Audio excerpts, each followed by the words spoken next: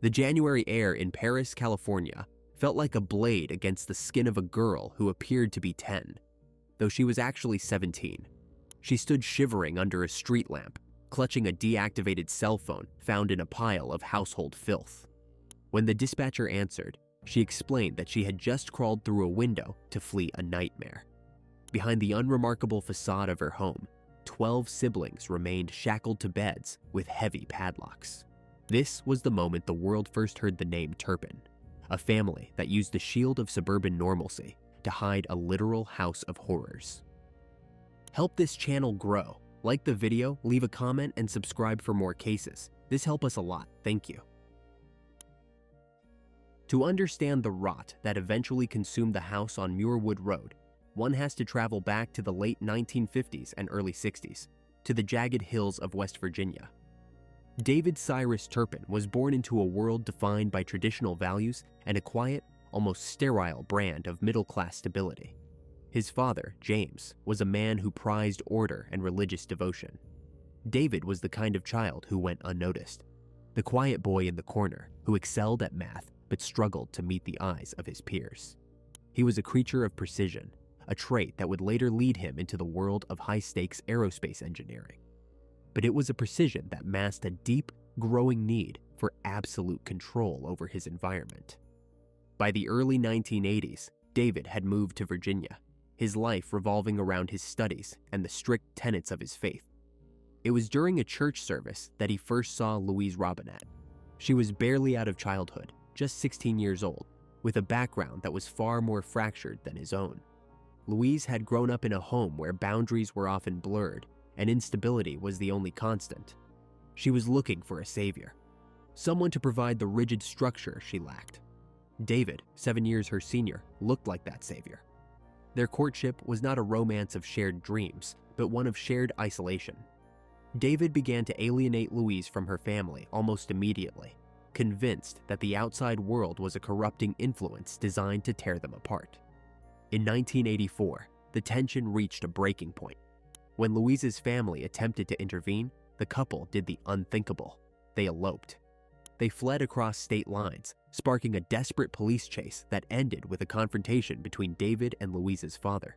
But the law, at the time, saw a young woman who claimed to be in love, and the couple was allowed to vanish into the vastness of the American South. They settled in Fort Worth, Texas. For a time, they were the picture of the American dream, albeit a blurry one. David landed a prestigious position as an engineer for Lockheed Martin, and later, Northrop Grumman. He was the kind of employee companies cherished, quiet, reliable, and possessed of a high-security clearance that suggested a man of unimpeachable character.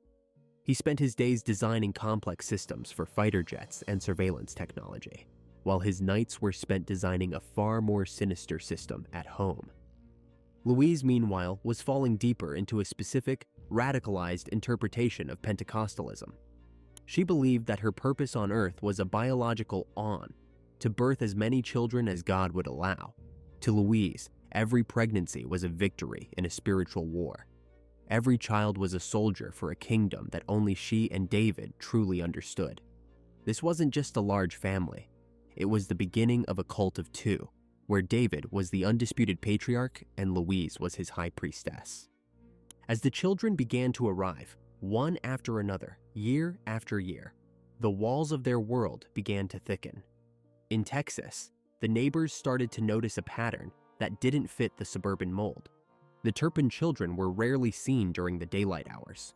When they were spotted, they appeared like ghosts, waif-like figures with pale skin and hollow eyes, dressed in matching, outdated outfits that looked like they belonged in a previous century. David and Louise were masters of the veneer. They would occasionally take the children to Disney World, dressing them in bright, identical shirts and lining them up for photographs. To a casual observer, it looked like a quirky, perhaps overly disciplined family. But if you looked at the children's faces in those photos, the smiles never reached their eyes. By the late 90s, the family began to spiral financially, despite David's six-figure salary. The cost of maintaining 13 people and the couple's burgeoning shopping addiction was overwhelming. They filed for bankruptcy in 2011, but even then, the system failed to see the red flags. The bankruptcy court saw a family struggling with debt, not a family where the children were being systematically starved. David realized that to keep his secret, he needed a shield. He registered his home as a private school, the Sandcastle Day School. This legal loophole allowed him to bypass state oversight. There were no teachers, no curriculum, and no outside eyes. The children were no longer students of the state. They were subjects of the Turpin regime. The move from Texas to California was not just a change of scenery, it was a strategic retreat. They were moving to a place where they could be close but invisible. In the sprawling suburbs of Riverside County, they found the perfect hiding place, a brand new cul-de-sac where neighbors were too busy with their own lives to wonder why the lights at 112 Muirwood Road only turned on when the rest of the world was going to sleep. David and Louise were no longer just parents. They were the architects of a prison, and their children were the only inmates. The transition from the dusty suburbs of Texas to the sun-drenched hills of California wasn't a move toward a brighter future. It was a strategic deepening of the shadows. By 2010, the Turpins had abandoned their home in Rio Vista, leaving behind a trail of filth and unpaid debts that would have signaled a crisis to anyone who cared to look. But in the vast, impersonal landscape of the American West, it is frighteningly easy for a family of 15 to simply evaporate. They first landed in Murrieta, a town known for its quiet streets and family-friendly atmosphere. It was here that David Turpin perfected the legal armor that would protect his kingdom for nearly a decade.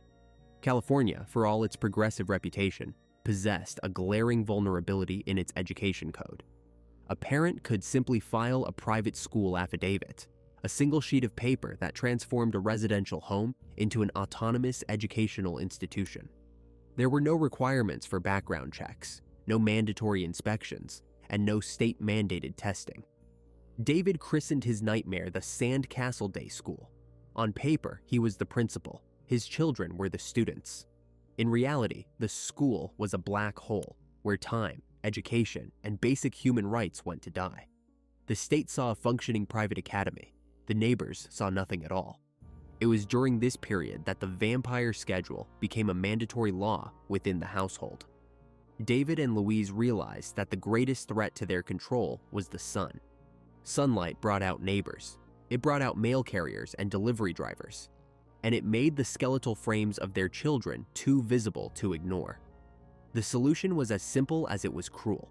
The family would sleep during the day, behind heavy, light-blocking curtains, and live during the night. Inside the house, the atmosphere was one of stifling, stagnant silence. The children were forbidden from talking to one another unless it was necessary. They were forbidden from playing. The only sound that filled the halls at 3 a.m. was the shuffling of feet as the siblings moved in synchronized patterns, a marching exercise David enforced to ensure they stayed active enough to survive, but not healthy enough to resist. The social echo in Murrieta was one of profound unease. Neighbors would later recount seeing the children through the flickering blue light of a television screen at midnight. A row of pale, unmoving faces staring at a screen that was often the only window they had to the world they weren't allowed to inhabit.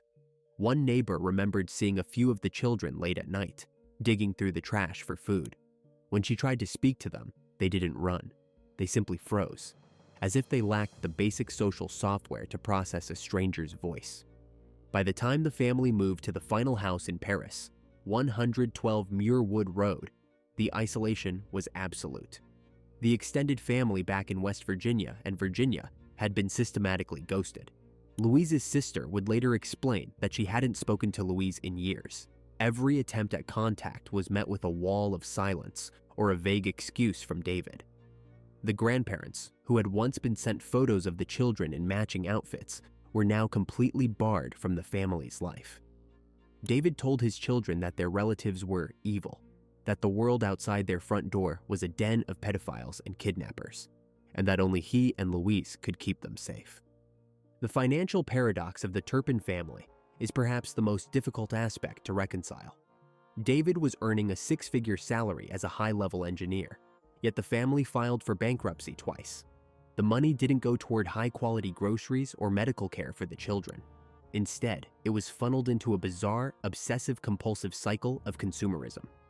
David and Louise were addicted to the high of buying things. They filled the garage with expensive toys, strollers, and electronics, most of which remained in their original packaging, while the children slept on the floor. To maintain the veneer of a super family, they occasionally ventured out for elaborate public displays. The most jarring were the trips to Las Vegas for David and Louise's wedding vow renewals. They visited a chapel multiple times to be married by an Elvis impersonator. In the videos from these events, the children are lined up in identical outfits, the girls in purple dresses with white tights, the boys in matching suits. They look like props in a theatrical production. The Elvis impersonator later noted that the children were remarkably well-behaved, a chilling euphemism for the catatonic state of fear they were actually in. Psychologically, the power dynamic was a closed loop. David was the principal, the ultimate authority, who held the keys to the padlocks. Louise was the enforcer, the one who monitored the cameras she had installed throughout the house, the one who would strike the children for stealing a piece of bread or for washing their hands above the wrist. They created a world where the only way to survive was to become invisible. But as the years passed and the children grew into adults who still possessed the bodies of children, the walls of the Sandcastle Day School began to crumble from the inside. The children were getting older, and they were starting to realize that the safety their parents promised was actually a slow, methodical execution. The air inside 112 Muirwood Road didn't circulate. It stagnated, thick with the scent of unwashed bodies, rotting waste, and a peculiar metallic tang that clung to the back of the throat. To the outside world, the house was a silent beige box in a row of identical boxes. But once the front door clicked shut, the suburban reality evaporated, replaced by a kingdom of filth where the laws of the modern world ceased to exist. David and Louise Turpin didn't just neglect their children, they curated an environment of systematic sensory deprivation.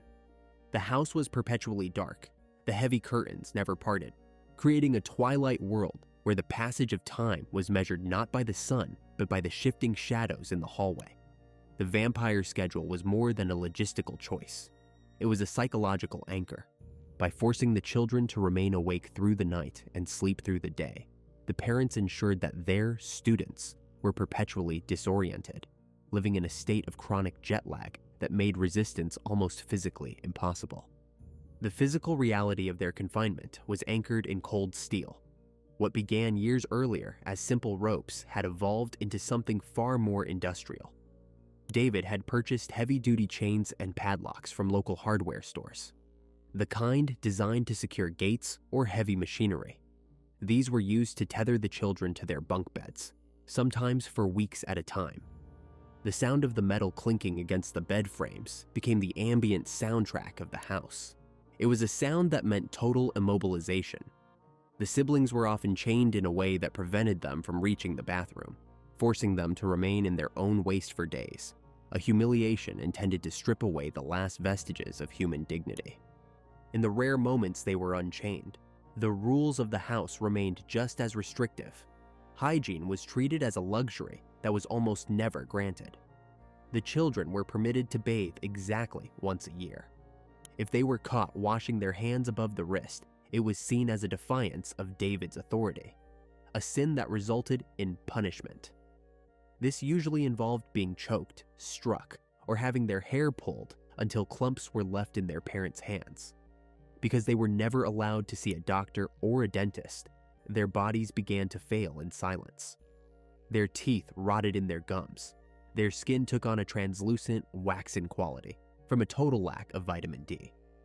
But perhaps the most calculated cruelty was the food game. David and Louise were not just starving their children, they were taunting them with the concept of abundance. David would frequently return from the grocery store with boxes of frozen pizzas, trays of freshly baked apple pies, or colorful boxes of donuts. He would place these items on the kitchen counter, well within sight of the skeletal children, and forbid them from touching a single crumb. The siblings would be forced to watch as the food slowly molded and rotted in front of them.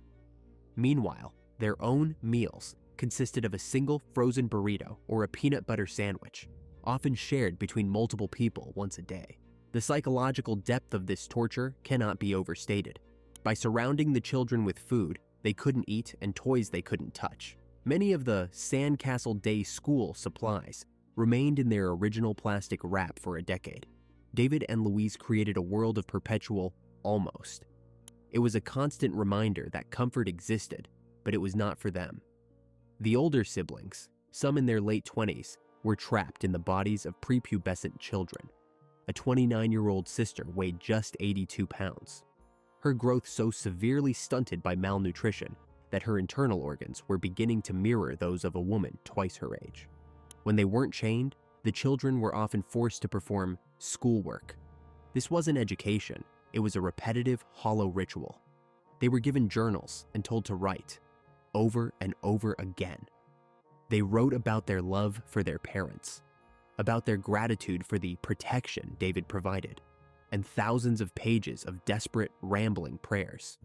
It was a form of forced ideological alignment. If the principal checked a journal and found a lack of devotion, the chains would return. In the quiet hours of 4 a.m., while the rest of Paris dreamt of normal lives, the Turpin siblings were often forced to march. They would walk in circles through the cramped, cluttered rooms, weaving around piles of trash and unopened consumer goods, as Louise watched them through a network of cameras she had installed throughout the house. She monitored them from her bed, her eyes fixed on the flickering monitors. As she ate snacks the children were forbidden to touch. This was the why and the how of the Turpin regime. It was a closed ecosystem of control where every basic human need, food, light, movement, hygiene, was transformed into a weapon. The children weren't just prisoners, they were being unmade. They were being reduced to shadows that moved in the dark, waiting for a permission that almost never came. By the time 2018 arrived, the siblings weren't just looking for an exit. They were looking for a reason to believe that a world outside the beige walls even existed. The decision to break the perimeter of the Sandcastle Day School didn't happen in a single, impulsive heartbeat. It was a slow-motion rebellion that had been gestating in the mind of 17-year-old Jordan Turpin for nearly 2 years. The catalyst was a digital window she had managed to open in the dark. Jordan had discovered a discarded, deactivated smartphone in a pile of household refuse, a piece of plastic and glass that David and Louise likely considered a paperweight. But to Jordan, it was a lifeline. She had spent months secretly using the house's unsecured Wi-Fi to watch YouTube videos, soaking in the sights of a world where teenagers wore makeup, chose their own clothes, and lived without the constant clink of metal against a bed frame. By January 2018, the internal pressure within 112 Muirwood Road had reached a terminal velocity. David and Louise were talking about moving the family again, this time to Oklahoma. To Jordan and her older siblings, Oklahoma wasn't just a different state, it was a final, inescapable grave. They knew that if they were uprooted once more, the small amount of local awareness they had managed to attract would be reset to zero. The violence was also escalating. Louise had recently discovered that Jordan was watching videos. The subsequent punishment had been so severe, involving choking and threats of a permanent return to the chains, that Jordan realized she would either die in that house or die trying to leave it. The plan was a desperate two-person operation. Jordan and one of her sisters had spent nights whispering in the shadows, measuring the distance from their bedroom window to the ground. They had managed to hide a few basic items of clothing and the deactivated phone. On the morning of January 14th, 2018, while the vampire schedule had the rest of the house in a deep, malnourished slumber, the two sisters approached the window. The physical act of the escape was a testament to the frailty of their bodies. Jordan, though nearly an adult, possessed the bone density and muscle mass of a small child. Every movement was an agonizing effort. They managed to push the screen out, a sound that seemed to echo like a gunshot in the stagnant silence of the cul-de-sac. But as they looked down at the pavement, the literal threshold of the world they had been told was a den of monsters, the sisters' resolve shattered. Overwhelmed by a decade of psychological conditioning, she turned back, choosing the familiar chains over the terrifying unknown. Jordan was alone. She dropped from the window, her thin legs absorbing a shock they were never meant to handle. And she began to move. She didn't run. She didn't have the strength for it. She walked, a frantic, stumbling gait that carried her away from the beige walls of her prison. She reached the edge of the neighborhood, her eyes darting toward every shadow. The streetlights felt like spotlights. She was wearing a pair of old, dirty sneakers and a thin hoodie, wholly inadequate for the 40-degree morning air. When she was far enough away that the house was no longer visible, she pulled out the phone. She knew that even a deactivated device could dial 911. Her hands were shaking so violently, she nearly dropped the plastic casing as she pressed the buttons. When the dispatcher answered, the voice on the other end was met with a sound that defied categorization. Jordan didn't sound like a 17-year-old girl. She sounded like a creature from another era. Her speech patterns stunted, her vocabulary limited to the school journals she had been forced to write for years. She told the dispatcher that she had just run away from home, that she lived in a house with 12 brothers and sisters who were being treated like animals. She explained that some of them were currently chained to their beds. When the dispatcher asked for her address, Jordan went silent. She didn't know it. She had lived in Paris for years, but she had never been allowed to see the numbers on the front of the house. She described the sandcastle sign David had printed. She described the neighborhood, but her sense of geography was a vacuum. For 20 minutes, Jordan remained on the line, shivering in the pre-dawn light, until a Riverside County Sheriff's Department patrol car slowed to a crawl beside her. When the deputy stepped out, he didn't see a teenager. He saw a small, waif-like figure who appeared to be perhaps 10 or 11 years old. Her skin was a translucent gray. Her hair was matted and thin, and she smelled of the stagnant air of the Muirwood residence. Jordan didn't just have her voice as evidence, she had the phone. She showed the deputy photos she had secretly taken inside the house. The images were a descent into madness. Pictures of her siblings' bruised wrists, shots of the heavy chains and rusted padlocks, and photos of the filth that covered every square inch of the interior. The deputy would later state that the reality of the images was so jarring, it felt like a hallucination. Jordan pleaded with him to go back, to save the others before David and Louise realized she was gone. She was terrified that the principal would find her and bring her back to the darkness. As the sun began to rise over Paris, the silence of the cul-de-sac was about to be shattered by the arrival of a small army. Jordan Turpin had done what 10 years of state oversight and neighborly suspicion had failed to do. She had pierced the veil of the Sandcastle Day School, and for the first time in their lives, her siblings were about to see a different kind of light. When the fleet of patrol cars pulled onto the curb of Muirwood Road, the neighborhood was still tucked under the blanket of a Monday morning, the rhythmic ticking of lawn sprinklers the only sound in the air. The deputies moved with a practiced, heavy silence toward the front door of number 112. They expected a confrontation, perhaps a barricade or a desperate father with a weapon, but what they found was a vacuum of emotion. Louise Turpin opened the door, her expression not one of guilt or terror, but of mild, confused annoyance. She looked like a woman interrupted during a nap, seemingly incapable of grasping that the perimeter of her kingdom had been breached. The officers stepped across the threshold, and the first thing that hit them wasn't a sight, but a wall of scent, a thick, cloying miasma of human filth, stale sweat, and the sharp, acidic tang of untreated waste. It was the smell of a prison or a tomb, disguised by the floral wallpaper of a suburban home. The interior was a labyrinth of consumerist debris, mountains of unopened boxes, piles of discarded clothing, and trash that reached the waist in some rooms.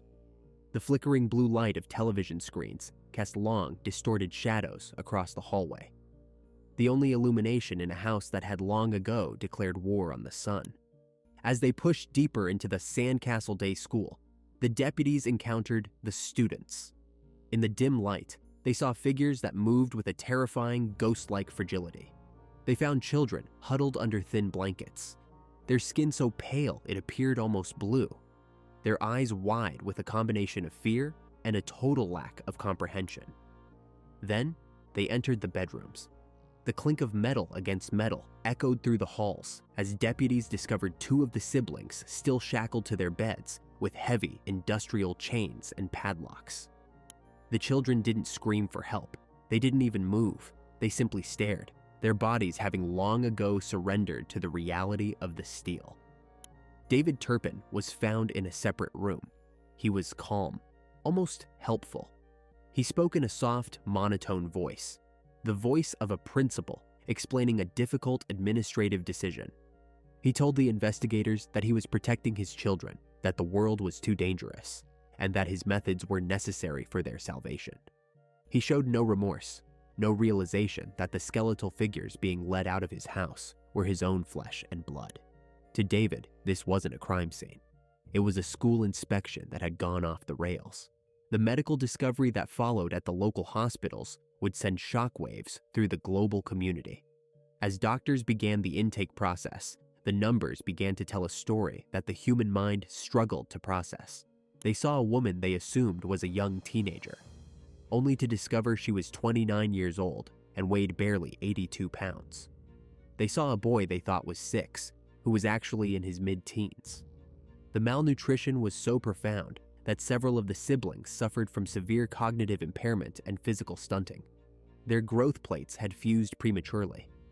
Their internal organs were showing signs of early onset failure, usually seen in the elderly.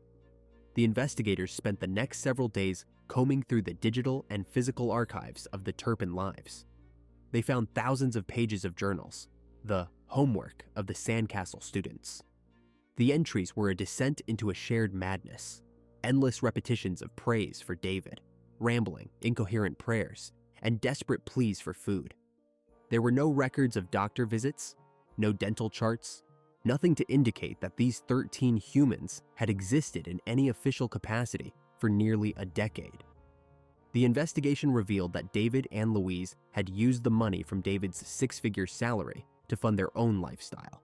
Trips to Las Vegas, expensive clothing, and a hoarding habit, while their children were literally being consumed by hunger. The social echo in Paris was one of collective, paralyzing guilt. Neighbors who had lived 20 feet away for years gathered at the yellow police tape, their faces etched with the realization that they had heard nothing, or perhaps that they had heard something and convinced themselves it was a trick of the wind. They spoke of the matching outfits they had seen in the middle of the night, the pale children they had seen digging through trash, and the realization that the strange family at the end of the block had been a slow-motion catastrophe occurring in plain sight. In the interrogation rooms, the investigators tried to find the why. They looked for signs of a wider cult, for a charismatic leader who had led the Turpins astray, but they found only a 2-person circle of sadism. David and Louise were their own prophets. They had created a faith based on absolute dominion, a religion where the only sacrament was control. They had convinced themselves that by unmaking their children, they were saving them. As the investigation closed and the trial loomed, the world was left to wonder how a house of horrors could remain so invisible, and how 13 siblings had managed to keep the flame of their humanity alive in a darkness that should have extinguished it years ago. In February 2019, David and Louise Turpin stood in a Riverside County courtroom, facing the wreckage of their own design. They pleaded guilty to 14 felony counts, including torture and false imprisonment, avoiding a trial that would have forced their children to recount every minute of their decade-long nightmare. During the sentencing, the air grew heavy as several of the Turpin siblings stepped forward to deliver victim impact statements. They spoke of the stolen years, the hunger, and the suffocating darkness of the Muirwood residence. One daughter told the court that while life had been a struggle, she was now a fighter, strong and moving forward.